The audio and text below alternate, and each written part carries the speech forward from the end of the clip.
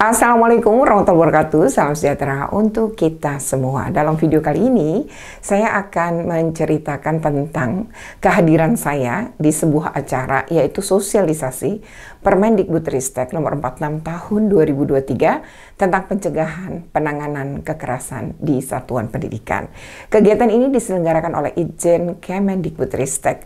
Adapun tempatnya adalah di Hotel Aston Gorontalo. Nah, seperti apa kegiatannya? Ikuti terus dalam video ini. Tapi sebelumnya jangan lupa untuk di like, share, komen, dan subscribe. Bagi yang belum subscribe, segera subscribe untuk terus terupdate dengan video pendidikan, anak, dan kulineran.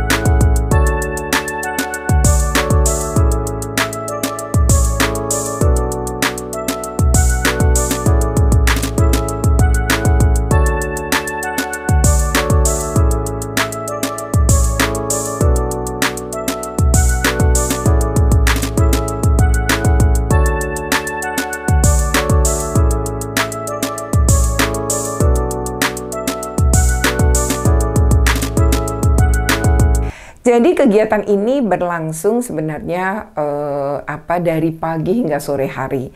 Tapi karena perjalanannya jauh, untuk naik pesawat saja membutuhkan waktu 2 jam 35 menit.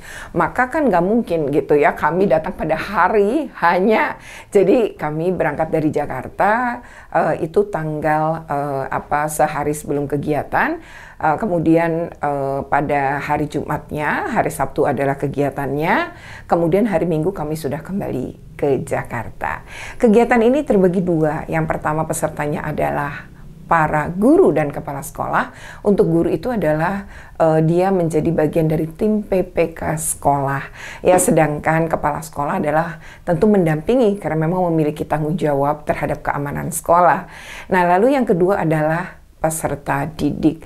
Nah, ini semuanya SMA dan SMK, ya, baik gurunya, guru SMA dan SMK, peserta didiknya juga demikian. Nah, untuk peserta didik dengan guru ini dipisahkan. Jadi, pendekatannya kan emang berbeda antara dua pihak ini. Maka, saya ini menjadi narasumber untuk kegiatan yang pesertanya guru dan kepala sekolah. Nah, di situ saya menyampaikan paparan terkait dengan bagaimana tim PPK ini melakukan penanganan ketika ada kasus sesuai dengan Permendikbudristek 46 tahun 2023. Meskipun sudah terbentuk, sudah diupload di Dapodik, tapi banyak tim PPK mungkin masih gagap dalam menyelesaikan kasus-kasus. Jadi ini adalah bagian mensosialisasi bagaimana cara melakukan penanganan dan bagaimana juga cara melakukan pencegahan kekerasan di satuan pendidikan. Ada 3 narasumber untuk guru, yaitu satu dari lokal, yaitu dari Dinas Pemberdayaan Perempuan dan Perlindungan Anak di daerah.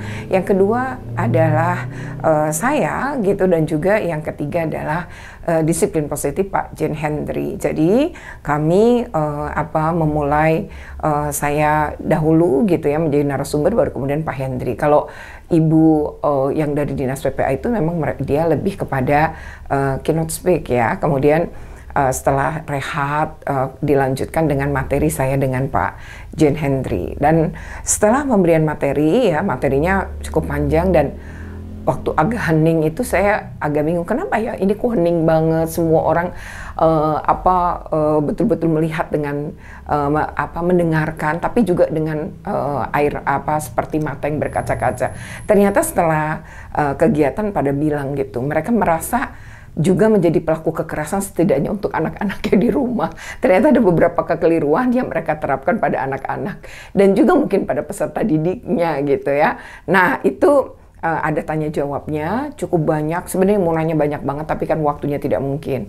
Nah lalu dilanjutkan dengan kuis ya. Nah waktu kuis ini peserta itu disuruh mengisi, dan ketika peserta itu mengisi dia akan pertanyaan-pertanyaan itu dijawab pada 15. Kalau emang betul semua maka tentu nilai tertinggi gitu ya. Nah nilai yang 3 tertinggi kemudian mendapatkan hadiah. Nah, di sini juga ada performance ya dari peserta didik gitu ya. Jadi ada lagu pelajar Pancasila yang kemudian dibuat gerakan tarinya. Nah, terakhir tentu adalah penutupan. Untuk penutupan ini ya sebagaimana acaranya sudah dibuka gitu ya. Jadi ketika pembukaan acara tentu dimulai dengan laporan panitia. Setelah laporan panitia, baru kemudian sambutan dan sekaligus membuka acara Ibu Sekretaris Itjen Kemendikbudristek. Begitupun ketika penutupan, yang menutup juga Ibu Pur sebagai Sekretaris Itjen Kemendikbudristek ya. Nah ini sangat positif ya kegiatannya, dan semoga kegiatan ini tentu bermanfaat bagi mereka yang mengikuti, dan semoga ada perubahan dalam melakukan pengasuhan positif pada anak-anak dan peserta didik. Ini adalah kegiatan sosialisasi ya Permendikbudristek 46 tahun 2023 ya, kita ikuti terus dalam video ini. Seperti yang kita harapkan bersama, dan selanjutnya mohon perkenan Ibu Sekretaris Itjen Kemendikbudristek untuk memberikan arahan sekaligus membuka kegiatan pada pagi hari ini. Terima kasih atas kehadiran dan partisipasi para hadirin.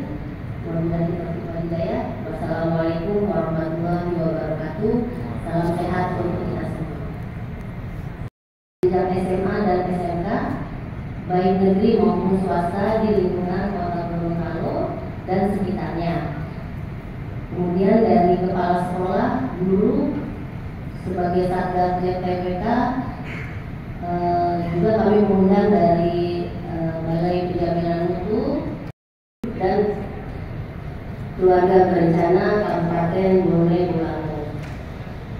Bapak Ibu peserta kegiatan, Kepala Balai Penjamin Mutu Pendidikan Bapak Rudi Provinsi Gorontalo, Bapak Rudi Saidi. Terima kasih Pak.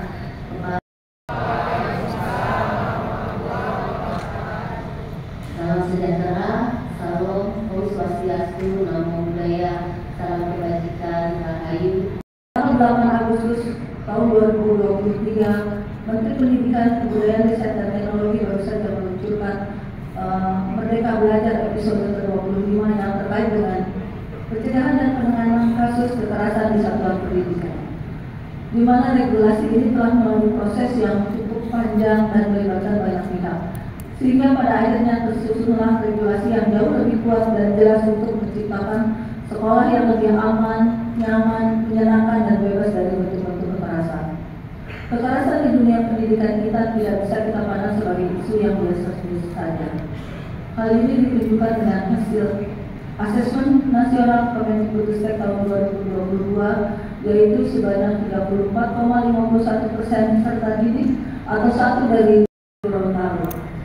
Mari bersama-sama mewujudkan satuan pendidikan yang aman, nyaman, menyenangkan, dan merdeka dari kekerasan. Mengucap Bismillahirrahmanirrahim, kita saya membuka kegiatan ini. Terima kasih. Assalamualaikum warahmatullahi wabarakatuh. Pertanyaan yang kedua, memang kekerasan yang terjadi di sekolah Bapak Ibu dominan oleh peserta didik atau oleh Bapak Ibu? Oke. Kekerasan yang terjadi itu lebih banyak terjadi dilakukan oleh peserta didik atau dilakukan oleh Bapak Ibu sebagai pendidik? Ya, lebih banyak peserta didik. Ya, betul ya. Niat kita adalah memberikan penguatan kegiatan, tapi buat anak itu ejekan buat anak karena dia adalah terlambat. Sudah bisa menangkap maksudnya? Jadi jangan kita ucapkan keren, kamu tidak lagi terlambat. Karena itu ada ejekan. Kita niatnya baik, tapi anak SMA sudah mulai terbentuk. Tapi kalau tidak dibicarakan tentang masa depan anak saat SMA, maka selepas SMA, anak itu perlu 2-3 tahun untuk berefleksi dulu. Tidak mau coba dengan tanggung jawab dulu. Mereka mau senang-senang dulu. Nah, itu yang membuat mereka terlambat. Nah, di sisi lain, yang ingin menghadapi sekarang adalah anak-anak Gen Z. Nah, ada yang Gen Z atau yang sudah masuk di generasi Alpha. Nah, di dua generasi ini, yang kelahiran mulai 2006 sampai dengan sekarang, itu sangat menggugah otoritas. Jadi kalau kita terlalu menggunakan otoritas tanpa membuat mereka berkontribusi mengenai pendidikan pendapat, itu mereka pasti akan berontak terhadap cara kita. Jadi memahami kebutuhan perkembangan anak itu menjadi penting. Saya adalah guru produktif yang diutus untuk mengikuti kegiatan ini, yang juga termasuk dalam TPPK SMK Tridharma. Dari keseluruhan materi yang kami dapatkan tadi, ada beberapa hal yang menjadi salah satu kendala bagi saya pribadi sebagai guru produktif di SMK, di mana di SMK ini anak-anak, khususnya di SMK saya itu bidangnya adalah kesehatan, SMK untuk 2 jurusan yaitu farmasi dan perawat, di mana anak-anak di SMK itu menurut saya yang basicnya adalah bukan seorang yang kuliah di pendidikan ya Pak Bu, murni sebagai farmasi murni, tapi alhamdulillah sudah mengikuti pendidikan profesi guru, jadi sedikit banyak kurang lebih 6 tahun ini sudah mempelajari berbagai hal terkait pedagogik dan lain-lain. Kami melihat bahwa generasi muda sekarang itu lebih disebabkan oleh satu fokus, yaitu adanya jarak jauh, adanya hal-hal atau situs-situs negatif yang muncul begitu saja berseliweran di chat siswa kita, dan ini berdampak negatif. Kalau kita atau seperti penggunaan yang ini Bu, di kelompok ini setiap situs negatif itu sudah difilter sehingga tidak akan muncul begitu saja dan tidak ada akan muncul sama sekali. Maka jika seandainya untuk mencari solusi terbaik, apa salahnya menurut kesempatan ini saya minta dengan sangat kalau bisa perlakuan terhadap kelompok ini, yaitu bisa macam ada alat atau aplikasi yang bisa memfilter situs-situs negatif itu, apa salahnya juga diberlakukan di HP. Sangat luar biasa. Maka saya tertarik pada pertanyaan pertama saya itu, saya sangat tertarik Bu pada ungkapan melindungi satu anak sama halnya dengan melindungi 1000 anak, dan sebaliknya juga menutupi aib 1000 anak, ya, menutupi aib atau kasus satu anak sama dengan menutupi aib 1000 anak. Nah, kalau kelihatannya sekarang kan Bu, kita kalau mengungkap kasus itu di media sosial itu lebih dianggap ini jangan sampai merupakan aib, sehingga ini agak dilematis. Kalau kita mengungkap ke medsos jadi aib, tapi di satu sisi mengungkapkan ke medsos itu kadang-kadang akan jadi warning buat yang lain untuk tidak melakukan hal yang sama. Nah, gimana nih Bu solusinya? Berikut yang kedua, yaitu ada sebuah filosofi yang mengatakan bahwa daripada anak-anak SMA, karena kita berjumpa dengan PKL, praktek kerja lapangan, di mana mereka harus turun ke DUDI. Dan tantangan terbesar bagi jurusan kesehatan, khususnya saya bidangnya farmasi, ketika anak-anak turun ke apotik, mereka praktek di apotik, baik itu apotik rumah sakit, klinik maupun apotik swasta, mereka dituntut yang pertama adalah mentalitas.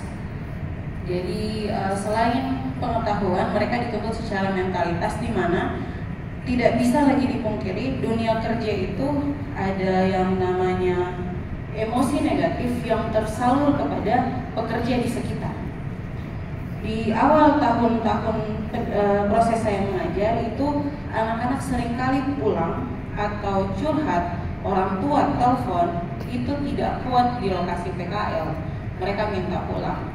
Sehingga di beberapa tahun terakhir ini, alhamdulillah sudah lulusan ke-6 tahun ini, lulusan angkatan ke-7 sementara PKL, itu di awal tahun masuk mereka itu saya sudah coba tanamkan pemahaman bahwa memang mental yang dihajar, sehingga dalam proses pembelajaran seringkali saya mungkin akan disebut guru yang galak, tetapi sudah diterangkan tujuannya adalah mental dulu yang diasah, karena kalau mentalnya sudah hancur, biasanya meskipun ini penuh Pak nggak bisa keluar, sementara kan mereka harus memberikan pelayanan informasi obat, menjelaskan ke pasien.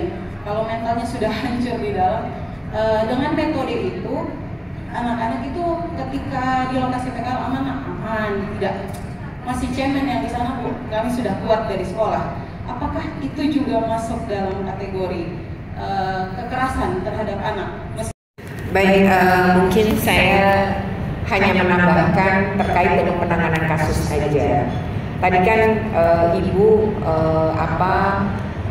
memandang begini, anak tuh harus kuat mental gitu. Kami SMK, kami akan ke dunia kerja gitu. Sebenarnya yang dipersiapkan untuk orang punya kekuatan mental itu adalah membentuk anak. Justru dia kalau punya masalah harus diselesaikan, bukan kita yang nyelesain. Jadi dalam hidup kita itu harus ngedidik anak-anak kita itu mampu menangani masalahnya. Jadi kalau dikit-dikit kita tangani sebagai orang tua, anak kita jadi lemah dan kita nggak akan hidup selamanya sama dia.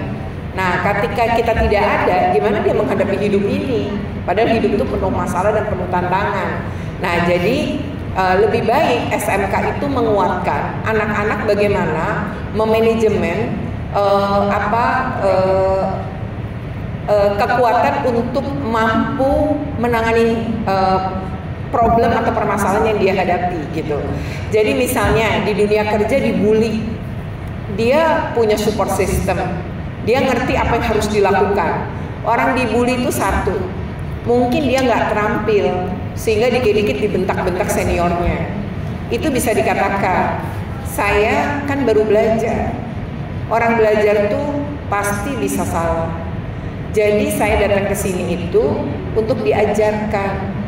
Nah, jadi ngakui bahwa saya pertama minta maaf, tapi saya butuh diajarkan, bukan dibentak-bentak. Itu perlu diomongin, gitu. Anak harus punya keberanian mengatakan itu. Nah, untuk itu misalnya dia punya pembimbing kan, pembimbing ini bisa berkomunikasi. Ya, seringkali kan para pembuli ini di dunia kerja, dia ngerasa anak magang ini kan dia butuh. Terus bisa disuruh apa aja, termasuk beli makan. Nah, itu pun anak-anak harus diajarkan bahwa ketika bukan tugasmu dan kalau lagi nganggur nggak apa-apa, lagi nggak ada kerjaan di tempat kamu magang. Tapi kalau kamu juga punya pekerjaan, sementara disuruh-suruh seperti itu, kamu harus berani mengatakan tidak. Itu berat betul loh ke anak-anak, ngajarin berkata tidak. Jadi kasus PDS misalnya di Undip soal itu, dokter aja ngalamin apalagi anak kita gitu. Nah, jangan biarkan itu semua jadi. Jadi termasuk anak gini, kalau kita jadi anak baru, saya ngajarin anak saya, jangan nunduk, tatap mata orang. Ketika dia ngajarin kamu, minimal kamu ketika kamu nggak senang, tatap dia. Kalau kamu berani, katakan, saya tidak suka apa yang kamu lakukan. Katakan dengan baik. Ya terserah dia mau rekam, tapi saya tidak suka kamu perlakuan saya seperti itu.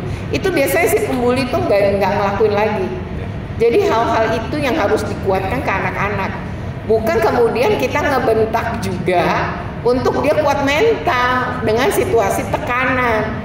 Karena orang tertekan itu nggak bahagia, stres. Dan orang yang nggak bahagia biasanya kok diajarin apa aja jadi nggak bisa juga. Orang bahagia itu dia pasti bisa memperlakukan orang lain dengan baik. Jadi para pembuli di kantor dia itu orang yang gak bahagia, tempat dia magang. Jadi ajarkan dia begitu juga. Itu orang-orang gak sehat mental. Makanya mereka memperlakukan kamu seperti itu.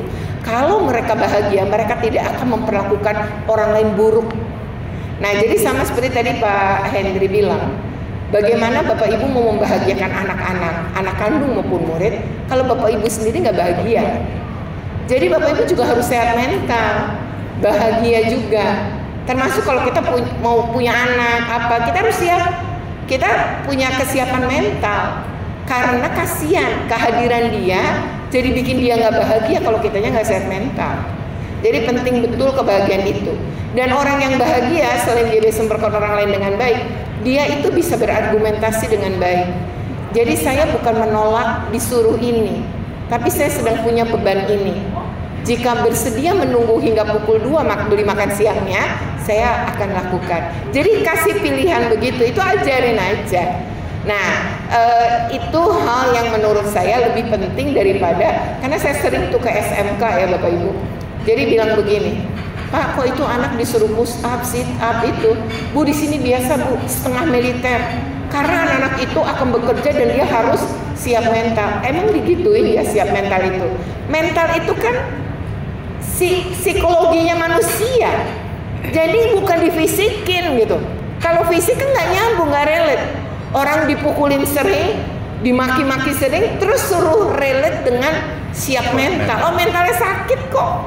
Mendapat perlakuan kekerasan berulang-ulang itu. Jadi kalau menurut saya berterima kasih Ibu bicara begitu, artinya anak-anak kita juga menghadapi kita juga kok di kantor kita gitu. Kalau kepala atau pimpinan kita nggak sehat mental kan kita juga bisa kena mental gitu. Sama dengan anak-anak.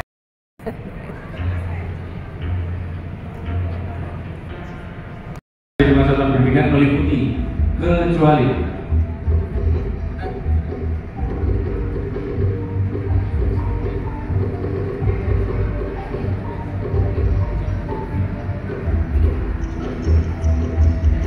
ya bentuk dukungan. Ada yang salah?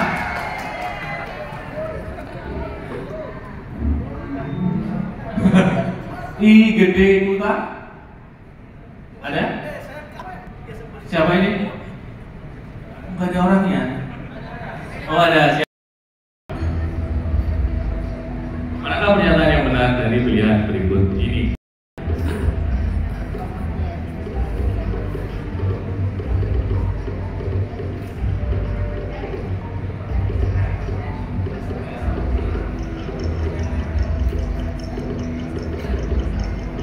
Sepuluh, 9, 8, 7,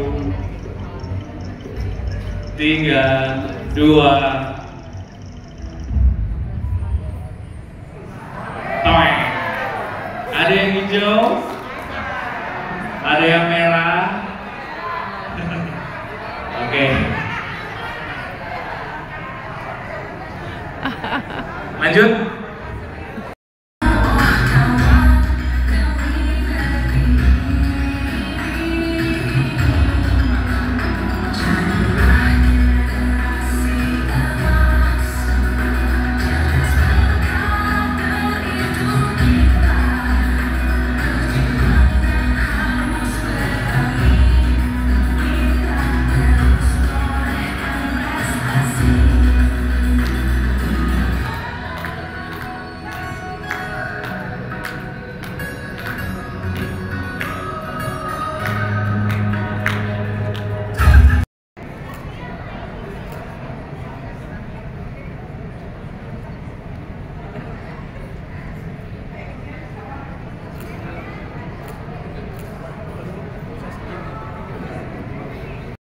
yang dapat kita peroleh atas pemaparan dari Bapak narasumber dan juga dari diskusi sepanjang 1 hari ini.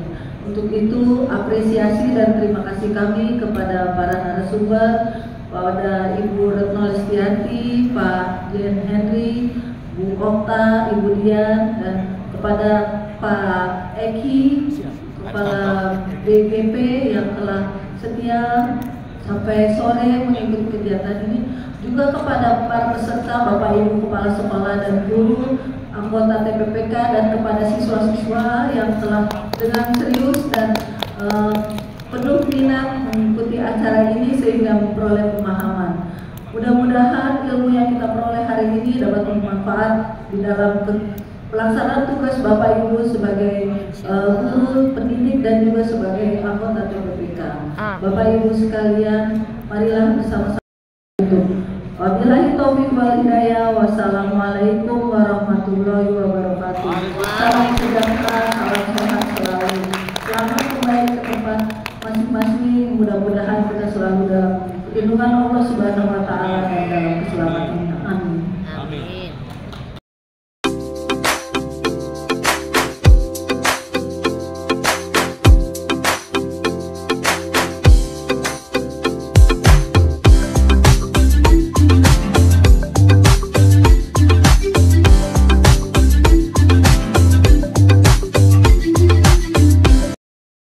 Oke ya, demikian ya keseruan dari kegiatan sosialisasi Permendikbudristek nomor 46 tahun 2023 yang diselenggarakan oleh Itjen Kemendikbudristek dengan bahan dalam melakukan pengasuhan positif pada anak-anak dan peserta didik.